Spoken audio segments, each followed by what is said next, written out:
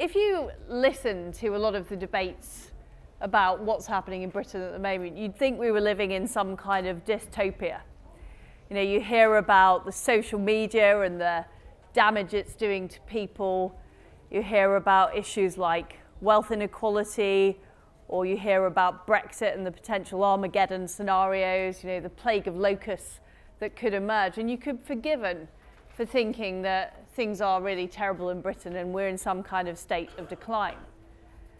But I very much disagree with that thesis about our country. In fact, I think we're on the threshold of something that is very positive and very optimistic. And what I want to talk about today is how we get there. What are the things we need to do from where we are now to improve Britain and make our country a brilliant place to live in?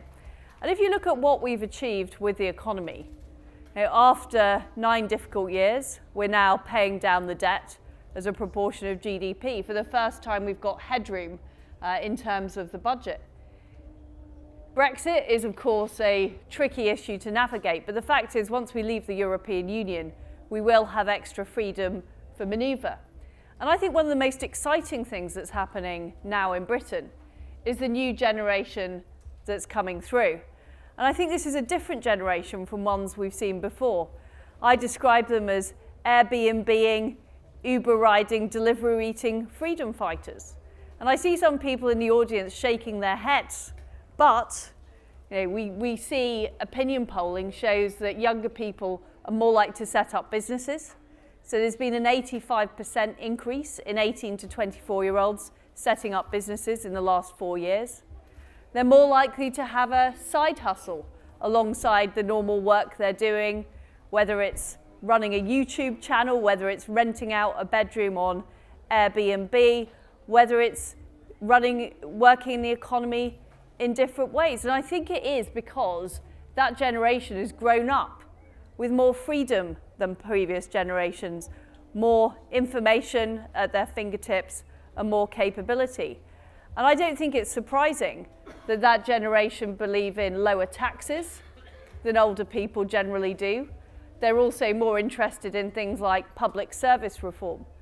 So I think that shows that there are people out there who want more opportunities in British society. And I think that over the next few years, we've got the opportunity to get that energy, use that energy, and help Britain become a more successful economy, to get rates of economic growth up, but also to raise the opportunity of every individual in this country to help them live their best life. So how do we do that? Well, first of all, the free enterprise economy is absolutely key to that. That is the thing that gives people the ability to be able to take control of their own destiny. You don't have freedom over being able to live your own life if you can't control your own money. And that's why I think it's so important that we keep taxes low on people, particularly on those businesses that are just starting out, where people want to take a risk, they want to aspire, they want to do things differently. I also think that we need to make sure the government is doing less better. So I've been doing a series of spending review roundtables around the country, talking to people about where they want public money spent. And what people say is they want money spent on core public services like the police or education or health, making sure our roads work. And I think that is where we should be focusing our efforts. And too often, I mean, we have seen a bit of a creeper plant of a government where we now have 305 different quangos and regulators, which cost 2.5 billion. And we've seen more and more regulations placed on people's everyday lives and businesses. So is it really the business of government to be saying to people how big their pizza should be or what the minimum price of a glass of wine should be? I would rather the government is focusing on those core basics that are going to help people get on in life.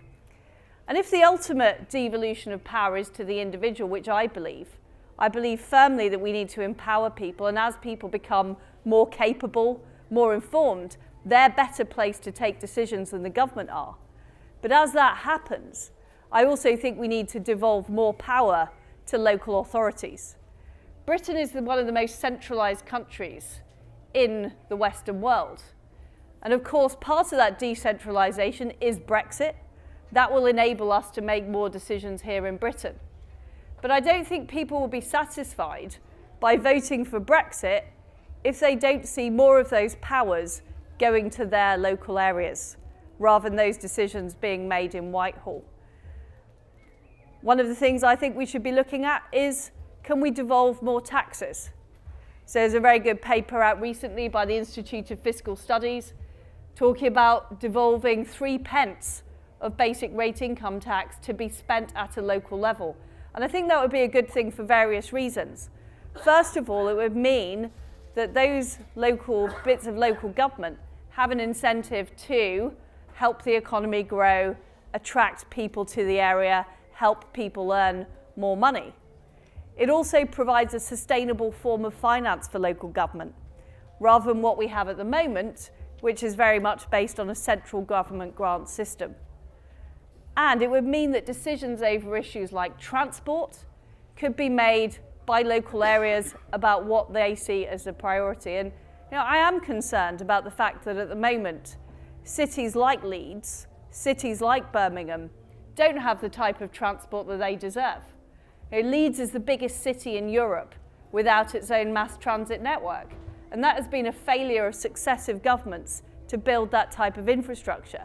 But I think the way we're really going to shift the dial on that is by actually allowing Leeds and other cities and other counties across the country to keep more of the revenue raised there so they can spend it on improving local infrastructure.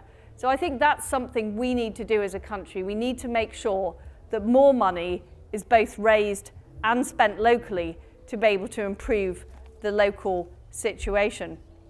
And I think in doing that, we need to recognise that this concept of the postcode lottery, which often dominates British politics, we've got to be careful of talking about that all the time. Because I want different parts of Britain, different parts of England, to be able to do things differently and to be able to have different priorities. It's one of the reasons we put in place the police and crime commissioners, so that local priorities could be reflected. And I think we need to allow that more in our public services. So we shouldn't just have diversity of individuals making their own decisions about their own lives. We should also allow more diversity in terms of the way towns provide services, in terms of the way cities provide services, in terms of the way those decisions are made. But having said that, I think there is an absolute need to make sure that everybody in this country has the universal basic infrastructure to succeed. Now, I'm not a fan of universal basic income. I think it is a proposal that would end up paying large amounts of money to people who are already very well off. And the evidence in countries like Finland is that it hasn't worked. But I do think we have an issue of unfairness in our society, which is that some parts of the country will see fibre to the home or better broadband delivered 10 years later than other people. I don't think that's right, and I don't think it's fair. And if we are to have a successful free enterprise economy, we need to make sure that everybody can participate in it.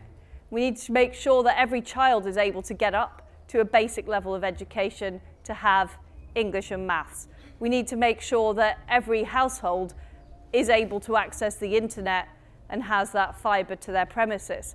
We need to focus, when we're thinking about transport infrastructure, on people's journeys to work, because it isn't fair that it costs so much more to get to work in some parts of the country than others. And in some parts of the country, there simply isn't the transport available. So I think the concept of universal basic infrastructure is really important. Otherwise, people feel that they are cut off from the opportunities that a successful free enterprise economy provides. So those are some of the areas that I think we should focus on. But finally, we also need to recognise the world has changed since the paternalistic companies of the 1950s. I remember when I first started at work, I worked for Shell, and they still had a company dentist. They had a company bar. You know, everything was provided by the company, and that's what it used to be like. For more debates, talks and interviews, subscribe today to the Institute of Art and Ideas at IAI TV.